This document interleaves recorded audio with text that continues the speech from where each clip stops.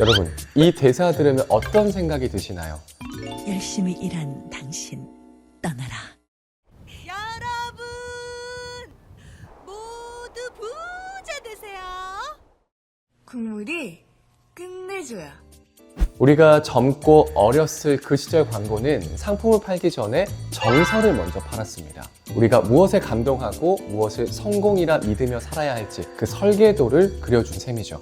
오늘은 바카스부터 그랜저까지 TV 광고가 우리 가슴속에 심어놓은 국민 정서의 정체를 파헤쳐 봅니다.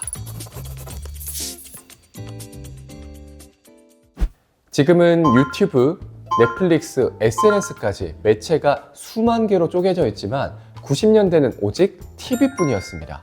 당시 인기 드라마 시청률은 40에서 50%를 우습게 넘겼고 온 가족이 같은 시간에 같은 화면을 보던 시대였죠. 이 매체의 독점력은 엄청난 효과를 낳았습니다. 특정 시간에 송출되는 광고는 단순히 한 개인에게 전달되는 게 아니라 대한민국 전체에 동시에 주입되는 범국민적 메시지가 됐습니다.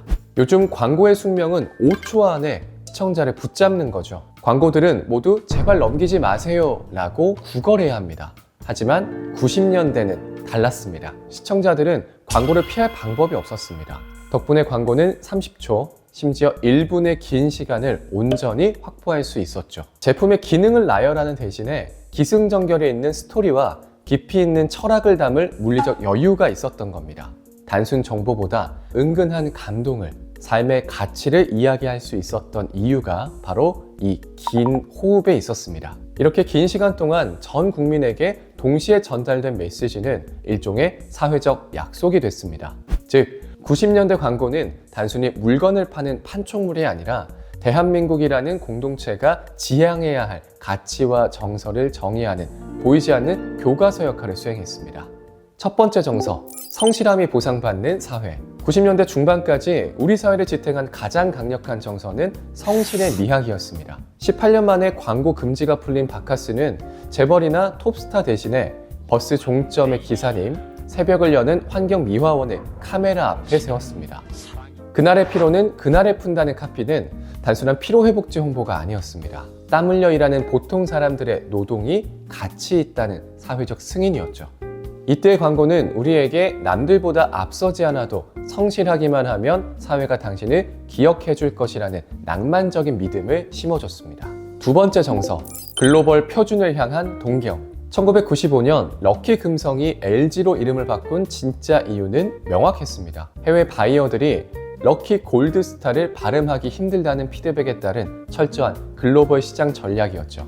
그런데 이 변화가 TV를 통해 전파됐을 때 대중이 받은 충격은 생각보다 컸습니다. 촌스러운 옛 이름을 벗고 세련된 영어 약자 로고와 무엇보다 중독적이고 감각적인 CM송을 내세운 LG의 모습은 당시 세계화를 열망하던 한국 사회 분위기와 정확히 맞아떨어졌습니다.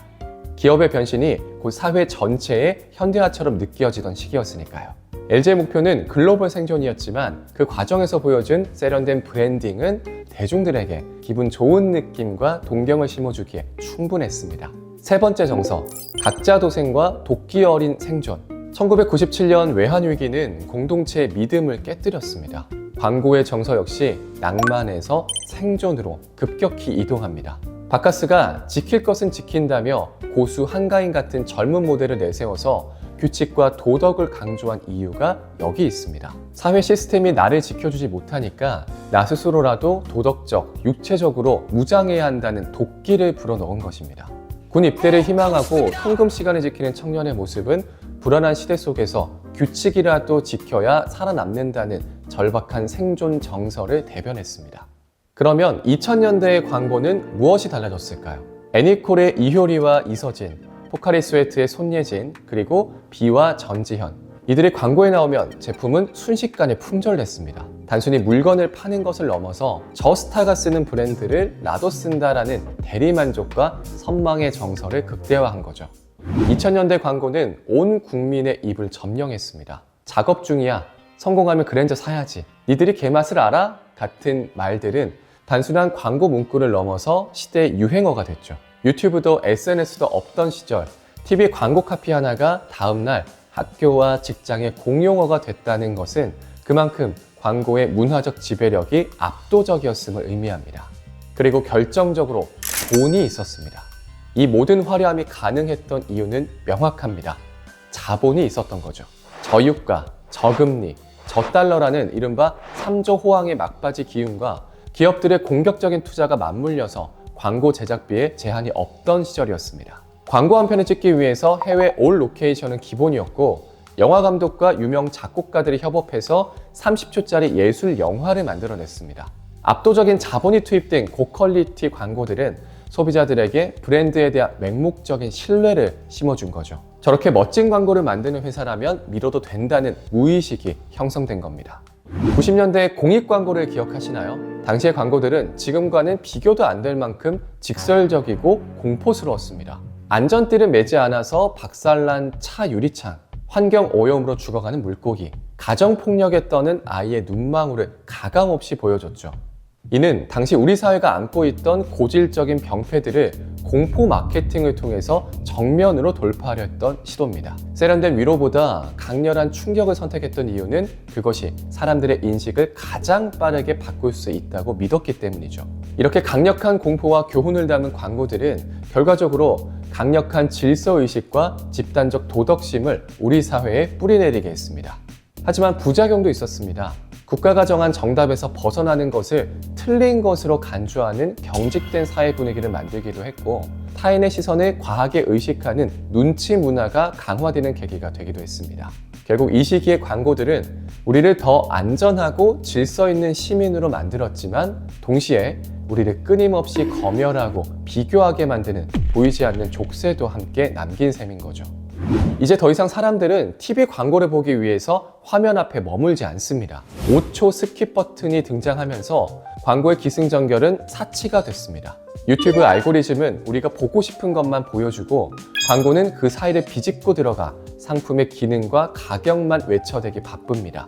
과거에는 온 국민이 같은 광고를 보고 같은 정서를 공유했지만 지금은 각자의 스마트폰 안에서 서로 다른 광고를 봅니다. 물론 지금의 광고가 과거보다 못하다고 단정할 수는 없습니다. 광고의 본질은 예나 지금이나 자사의 이윤 추구이며 지금의 광고들 역시 초고속 미디어 환경에 가장 효율적인 방식으로 진화한 결과이기 때문입니다. 과거에는 TV라는 거대 매체가 정서를 통합했다면 지금은 유튜브와 SNS라는 파편화된 매체가 개인의 취향을 정밀하게 타격합니다. 30초의 긴 서사가 사라진 자리를 5초의 강렬한 임팩트와 데이터 기반의 큐레이션이 채우고 있는 거죠. 이는 퇴보가 아니라 콘텐츠 소비 문화의 거대한 패러다임 변화라고 봐야 할 겁니다. 다만 아쉬운 점은 온 국민이 같은 광고를 보고 같은 가치를 공유하며 함께 웃고 울던 정서적 완충지대가 좁아졌다는 사실이겠죠. 기술은 비약적으로 발전해서 우리에게 더 정확한 상품 정보를 제공하지만 사람의 마음을 깊게 건드리는 한 줄의 철학이 주는 여운은 갈수록 귀해지고 있습니다. 광고가 철학을 팔고 정서를 나누던 그 시절의 풍경은 이제 기록으로 남았습니다. 하지만 여러분의 가슴 속에 지금도 생생하게 살아있는 인생 광고 한 줄은 여전히 각자의 삶에서 소중한 이정표 역할을 하고 있을 것입니다. 오늘 준비한 이야기는 여기까지입니다. 여러분의 소중한 추억과 의견을 댓글로 남겨주세요. 시청해주셔서 고맙습니다.